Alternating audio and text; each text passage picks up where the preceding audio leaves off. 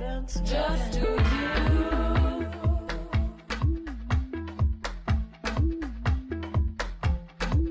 Just do you. No need to sorrow, babe. No, you got baggage, huh?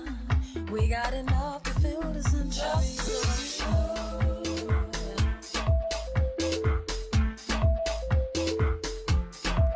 Just do you. Push my favor, babe. Worries for later, huh? Just let this be for Hey there sis, welcome back to my channel. You are just jumping in a series how I prepare for a new week and how these are the habits I want to keep throughout the whole year, because normally I keep them the first 5 months of the year and then they're out of the window, and then December I'm wondering how did I end up here disorganized and tired. No more of that. So the first video, we're talking about meal prep. I grew up in Sweden, I've shared that before, and I'm also Ugandan, surprise, surprise. So we have a culture of preparing food. We have a culture of making lunchboxes or at least planning ahead when preparing food. So that comes quite easy for me. Plus, I'm an educated chef and I love food. So I'm picky on what I eat. I don't want these last minute things. And like I said, I cook twice a month. And this is because of this planning. So meal prep. Right now, I'm doing 75 hard, which is a self-discipline and mindset challenge, basically with physical results. So I'm on that, and it demands, for instance, for me to work out twice a day. I have more or less 3 full-time jobs, so I need to plan. So when it comes to food, I love me a good meal. So when I do meal planning, I plan for 2.5 weeks so that next time I cook, I still have some in the chamber so that my freezer never goes empty. So I plan for about 4 dishes that I divide with about 5 boxes each dish. And for this to be beneficial, not only in taste, but also for my finances, this is what I do. This can be a bit nerdy, but it's me. Maybe it resonates with you as well. So I buy foods in different places. I know where I can get the best chia seeds for my money. I know where I get the best beans for my money. And I also know where I get the best tofu and so on. And all of that is not in the same shops. I don't necessarily always shop everything at the same time. When I'm really structured, I think I can have a food budget of about 1,000 Norwegian crowns. Can that be maybe $85 in a month? And that's just because of this planning right here. So for breakfast, I have a smoothie. That's protein smoothie. Most of the times banana or frozen spinach and water, protein powder, peanut butter. That's how it goes.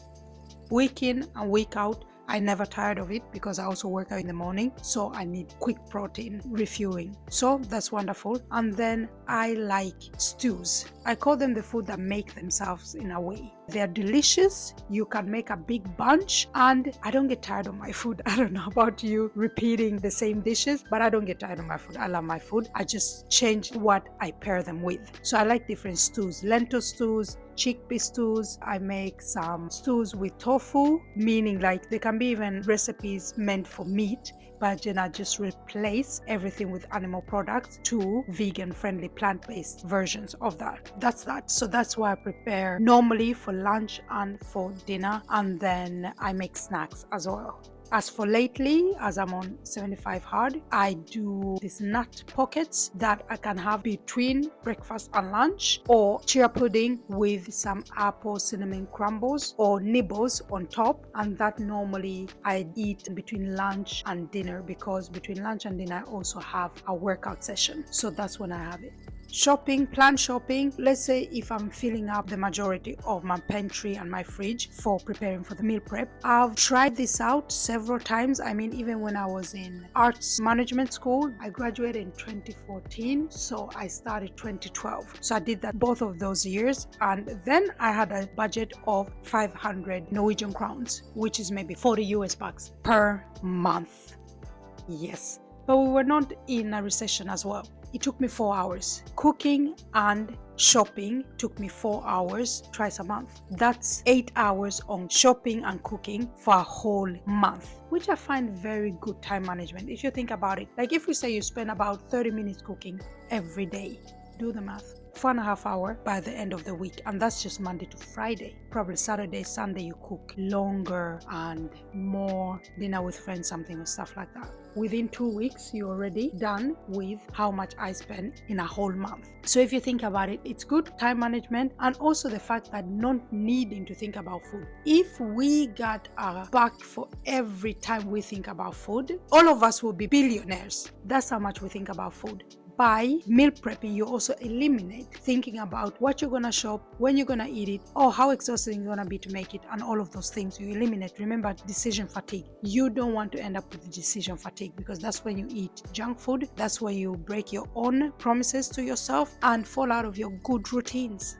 So I cook 4 hours per time, twice a month. With that is planning where to shop the food. So what foods do you want? What produce do you want in your food? Like, have a plan of the recipe. Like, I make things up because my theory is if there are delicious produce, they probably work well together. 9.5 out of 10 times, that's true. So that's how I think about it when I make food. And then of course I have my go-tos that I always repeat. Like, I have this chickpea curry. Oh my friend, it's so delicious. If my apartment was close to a graveyard, when I'm cooking, corpse will be coming to my door. That's how delicious it is. It smells good, it's tasty, and you can even freeze it and still be delicious when you defreeze it. So that's one go-to that I almost always have in the freezer. And then I make some different lentil stews or patties or bowls, different tofu dishes. And I also make some almost like lasagna-like kind of dishes, if it makes sense. Look at my vocabulary, talking about I'm an educated chef. I don't have the vocabulary in English. If it comes to me, I'll put it down here. So anyway, those are the kind of different dishes I make. I shop for that. So there's a lot of like fresh produce, vegetables, legumes, beans, peas, all of this kind of stuff. Buy those planning ahead. Some of them need to be soaked. So if you already have a recipe, then you figure out, okay, what do I need to shop on the day I'm shopping? Or if you choose to shop a little bit throughout the week. For instance, some of these shops I pass every day when I go to the office. Sometimes I pick some things up on my way home, preparing to meal prep on the Saturday. In Norway, all of the major supermarkets, grocery shops are closed on Sundays. It's only the ones up to 100 square meters that are open on Sundays. And not all of them either, just some specific ones. The last day of the week to do your major shopping is on the Saturday. So that's when I also do the meal prep, because if something doesn't turn out as I thought, or I forget something, then I can still save it on Sunday and no need to do adjustments on Monday when the week starts. So figure out what you want to make a plan on how you're gonna shop it. If you have time to do everything on the Saturday and cook on the same day, fair enough, do that. But if you're new to this, I will suggest to buy a little bit here and there, because also if you live by yourself and live on the higher up in your building, I live on the 4th floor, no elevator, so it's heavy but it's worth it. So I always do the heavy carrying. But if you don't want to do that, if you have a bad back or bad knees or anything like that, I suggest that you buy little by little throughout the whole week. So by Saturday you just buy the fresh goods, so they are not aging in your fridge throughout the week. So you buy the fresh goods on Saturday and then you're off for a good meal prep. And if you follow this, like literally, you have your boxes ready, you have your recipe ready, you have all of the produce ready. It's wonderful to cook when you have nobody to meet, nobody's looking for you, you don't have any appointments, you've sat off this time to just prepare for yourself, because the future you for the upcoming week is gonna thank you. She really is. So if you do this correctly, you will be haul free for the upcoming week. You just bring out your box in the morning, this is what you heat up for lunch, and then you leave one out as well for dinner later on. The food is always fresh, it's always tasty because you know what you made, and second of all, it will take you maximum 5 minutes from fridge to your plate. Friend, stop making a fool out of yourself and begin to meal prep. Because trust me, if you get to the level of decision fatigue, I say on a Monday, what are you eating the rest of the week? Think about it. What kind of decisions are you making? Are you reaching any of your health goals?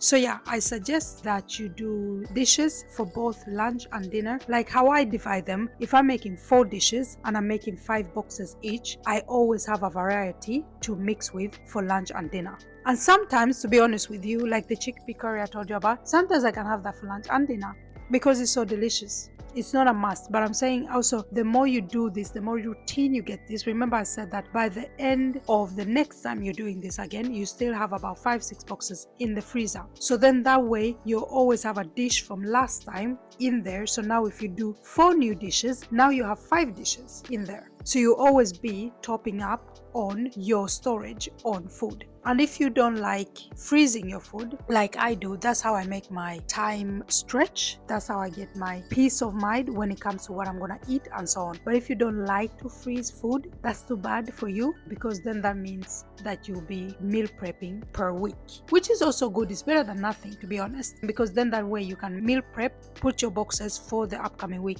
in the fridge. And some people I know just meal prep Monday to Friday so that they have like family dinners during the weekend, or they go away for dinner, stuff like that. And I do that as well, but I always have a backup. So I think that's that. I hope these tips help when you think about time management and preparing for the new week. And maybe you need to regulate your anxiety as well. This helps. And also, like I said, stay away from decision fatigue.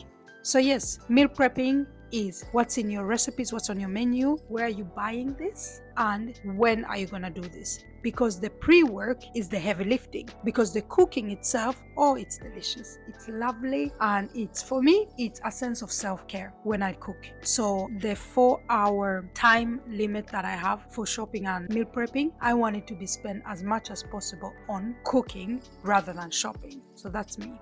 So I hope this helps. I've put in some of the dishes I've made because I've been doing this for a long while, and I hope this inspires you to want to meal prep. It's brilliant.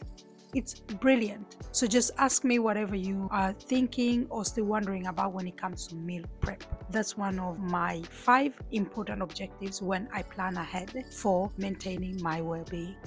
That's it, sis. Thank you for sticking around. Remember to drink your water, mind your business, and guard your peace. See you in the next one.